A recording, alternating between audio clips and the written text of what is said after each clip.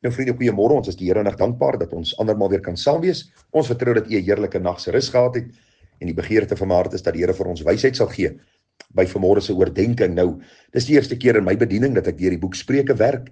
Dis vir myself 'n geweldige leersame proses, 'n proses waardeur ek sekere waarhede raak sien, leer, myself onderrig en ek dank die Here ook vir elkeen van u wat baat vind by hierdie reeks en die terugvoering wat ek kry en vir u wat die boodskapies aanstuur na ander mense, mag die Here self verheerlik word, mag die Here ons waarsku, want u sien hierdie boek is net so relevant vir ons dag en tyd, soos dit was in die tyd toe Salomo dit geskryf het onder leiding van die Heilige Gees. Vanmôre kom ons by 'n hartseer gedeelte, want u sien Salomo skryf hier aan sy seun en hy waarsku hom oor die ontuchtige vrou, of dan ook die meer harde woord, die hoer, wat 'n diep kuil is, en sien ons dat Salomo nie nagekom het dit wat die Here vir hom gesê het in die woord nie. Jy onthou toe Salomo koning geword het, toe vra die Here vir hom eendag, Salomo, wat begeer jy van my? En Salomo sê, Here, ek begeer wysheid. Ek wil 'n wyse man wees. Ek wil u volk met wysheid bestuur en begelei en hulle lei op hierdie weg van geregtigheid. En die Here gee vir Salomo wysheid. Die wyse man Salomo praat ons van, maar die Bybel waarsku ook vir Salomo en sê vir Salomo, Salomo, moenie vir jou baie geld bymekaar maak nie. Moenie vir jou baie vroue bymekaar maak nie. Ook nie baie perde aanskaf nie. En wat doen Salomo? Baie geld, baie vroue, baie perde. En dit wat die Here vir hom as 'n seën gegee het, word later vir hom 'n stryk, in besonder die baie vroue wat hy gehad het. Want die Bybel leer vir ons later dat hierdie vroue Salomo verlok en verlei het, sodat hy die weg van die Here verlaat het. In die boek Prediker staan bekend as die boetelied van Salomo, waar Salomo die hartseer treurmare deurgee van 'n lewe waar hy geweet het wat die regte pad is, maar dit nie gedoen het nie. En is eintlik maar 'n boek waar hy vergifnis vra vir die Here oor sy sondige lewe en praktyke. Nou vriende, as ons kyk na die Bybel, dan sien ons dat God het een man vir een vrou geskape. Adam het Eva gekry. Adam het nie Eva en nog 'n paar ander vrouens bygekry nie. In die Nuwe Testament sê die Here, hy het van die begin af dit vir ons so geskape en so bedoel dat ons een man vir een vrou sou hê. Gaan lees die Nuwe Testament, die Here is baie duidelik daaroor, hy is baie uitgesproke daaroor. Nou weet ons, daar was van die Ou Testamentiese figure, Abraham, Jakob, selfs Dawid wat meer as een vrou gehad het. Maar gaan kyk na hulle lewe vriende, die hartseer, die pyn, die verdriet, die smart, die agterdog. Al hierdie dinge wat gepaard gegaan het met hulle sonde. Jy moet onthou, as God soms iets toelaat, beteken dit nie dat God dit goedkeur nie. God sê vir ons, moenie steel nie. En ek het miskien al gesteel, maar ons lewe nog. En hierdie diefstal het ons al baie hartseer berokken, of dit nou 'n koekie uit die kas was toe my ma my gevang het, of iets by die werk wat ek gevat het, of miskien iemand wat ek ingedoen het. U weet die hartseer van hom reg te gaan maak wat u verkeerd gedoen het. En dis presies dieselfde gedagte hier. As God iets toelaat, dan keer God dit nie goed nie. Daar sal altyd vir die kind van die Here tug wees, hartseer en pyn wees. Daarom beveel die Here altyd aan en hy roep ons op tot 'n pad van heiligheid. En ek gaan vir u 'n paar verse lees en dan gaan ek dit uit 'n ander vertaling lees en dan 'n paar kort gedagtes net daaroor sê. Vers 26 sê, my seun, gee my jou hart en laat jou oë 'n welgeval hê in my weë. Want 'n hoer is 'n diep kuil en 'n ontuchtige vrou is 'n nouput. Sy lê ook en loer soos 'n rower en vermeerder die ontroues onder die mensdom. By wie is ag en by wie is wee my? By wie is getwis, by wie is geklaag, by wie is wonde sonder oorsaak, by wie is dofheid van oë? By die wat laat opbly by die wyn, by die wat ingaan om gemengde drank te proe.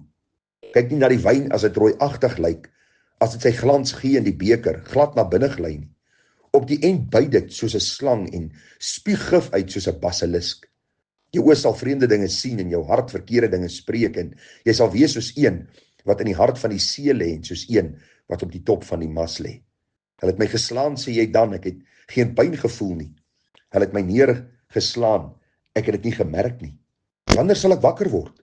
Dan sal ek dit weer opnuut soek. U sien, hier is die groot waarskuwing wat die Here vir ons gee. Vriende, die eerste paar verse gaan oor die ontuchtige vrou of dan die hoer, en die tweede gedeelte gaan oor drank, want hierdie twee goed loop dikwels hand aan hand. Waarom?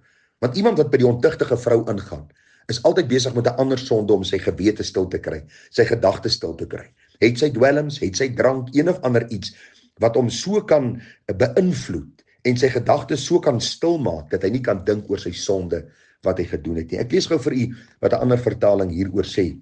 Daar staan, Glo my, my seun, en onthou wat ek jou leer. 'n Slegte vrou is soos 'n gevaarlike afgrond. 'n Ander man se vrou is soos 'n put waaruit jy nie kan kom nie. Sy lê op die loer soos 'n rower. Sy laat die een man na die ander 'n egbreker word. Jy sien, die gedagte is maar net, jy kry daardie vroue wat met hierdie listige oë kyk na 'n man. Die Bybel sê ons moet soos Josef wees, ons moet van haar wegvlug, want sy sal ons lewe, sy sal jou lewe, sy sal my lewe vernietig. Vriende, dit sluit in jou buurvrou, dit sluit in mense by die werk, dit sluit in pornografie, dit sluit enige iets in wat my verhouding met my vrou skade kan doen. Job sê, ek het 'n verbond met my oë gesluit, dat ek nie na 'n ander vrou sal kyk nie. Mag ek en jy in hierdie saak getrou voor die Here wees. Mag ons belydenis doen waar ons sondig voor die Here, en mag ons sê, Here, my hart en my lewe behoort aan U. Die vrou wat U my gegee het is myne, ek het haar lief, en ek wil end uit die pad met haar stap, totdat ek en sy eendag in U heerlikheid sal wees. Die volgende gedeelte gaan oor die drank, en die hele gedagte gaan hier oor mense wat hulle vergryp aan drank, en die konteks lyk vir ons, of dit iemand is wat juis by die ontuchtige vrou 'n draai maak, juis by die buurvrou 'n draai maak, juis by die ander man se vrou 'n draai maak. Jy sien, hierdie goed bring vrees. Aan die begin is dit opwindend, aan die begin is daar hierdie uitdaging, hierdie skelm dinge wat 'n ou doen om dit weg te steek, en later begin die dinge warm raak, en die vrou begin eise stel, of die man begin eise stel, en later is dit een groot chaos. En glo my, in die jare in my bediening, het ek male sonder taal met hierdie goed gewerk, en ek het nog nooit 'n gelukkige einde gesien nie. As altyd agterdog, altyd verwyte, altyd geweld, of kom ek sê baie keer geweld, daar is baie keer kinders wat skade ly, daar is soveel dinge, vriende, wat hiermee gepaard gaan, en dan die gebruik van drank, die gebruik van alkohol, die twis wat daarmee saamkom, die vermorsing van geld, al die gevolge wat drank en hierdie dinge doen. En nou die 36ste vers is vir my skrikwekkend. Daar staan, wanneer sal ek wakker word? Dan sal ek dit weer opnuut soek. En dis die probleem met baie mense, wat vasgevang is in sonde. Vriende, hulle kan nie klaar kry daarmee nie. Dis asof hulle vasgemaak is aan hierdie sonde. Dis asof hulle 'n slaaf is van hierdie sonde. Het jy al gesien 'n hond wat aan 'n halsband gelei word? Dis baie keer asof mense met hierdie halsband van sonde vasgemaak is, wat hulle rondry, lei enige plek. En ag vriende, die hartseer gevolge is vernietiging. Jou huis, jou finansies, jou werk, jou reputasie, jou vriendekring, en ons kan so aangaan. Daarom wil ek jou vra, is sonde die moeite werd? Is die ontuchtige vrou die moeite werd? Is die gebruik en misbruik van drank vir jou die moeite werd? As jy my sê ja, dan wil ek vir jou sê, so pad van vernietiging, jy sal jou lewe verongeluk, en die einde van jou lewe sal een hartseer verhaal wees. So wat is die oplossing daarvoor? Die oplossing is eenvoudig dit wat ons mee begin het, toe ons gister gepraat het oor die gedagte, my seun, as jou hart wys word, dan sal my hart hom ook verheug. Die gedagte van, dat ons harte sal gee, om wysheid te verkry, om verstand en insig te verkry. Vriende, dat ons by die Here sal uitkom. Dis die eenvoudige antwoord. Hoe kom ons by die Here uit? Deur eenvoudig vir die Here te sê, Here, U weet, ek is 'n sondaar. U weet, ek kan myself nie red nie, ek is so vasgevang in hierdie sonde, ek kan nie daaruit nie. En daar is kosbare voorbeelde in die Bybel. Vriende, ons dink maar aan die vrou daar by die put van Samaria. 'n Vrou wat deur hoeveel mans was, 'n vrou wat in sonde vasgevang was, en die Here red haar. En sy gaan terug na Samaria en sê, ek het die meester ontmoet. Die ontuchtige vrou in Johannes 8, hoe die Here haar siel kom red het, en vir haar sê, gaan en sondig nie meer nie. Ons dink aan Saggeus, hoe die Here sy siel kom red het. Ons dink aan die besetene van Gadara. Ons dink aan soveel wat vasgevang was in towery en in seksuele losbandigheid, en die Here het hulle kom red. Mense wat vasgevang was in homoseksualisme en lesbianisme, en hoe die Here hulle siele kom red het. En daarom wil ek vir jou vra, moenie dat jou lewe afsluit met die gedagte, by wie is daar ag, en by wie is daar wee my, en by wie is daar getwis en geklaag nie. Maar dat jou lewe afgesluit sal word, deur te sê, ek is meer as oorwinnaar deur Jesus Christus, wat my lief gehad het. Ek het die goeie stryd gestry. Ek het die wedloop voleindig. Ek het die geloof behou. Dis nooit te laat om jou te bekeer tot die Here nie. Daarom sê die Here vandag, as jy sy stem hoor, verhard jou hart nie. En daarom pleit ek by jou. Miskien is jy daar in 'n kar vanmôre op pad werk toe. Miskien is jy by jou werksplek, miskien is jy by die huis, miskien is jy by vriende of familie, miskien is jy daar alleen in 'n kamer. Miskien voel jy my lewe is verby. Ek het so droog gemaak, ek gaan nooit weer dit kan regmaak nie.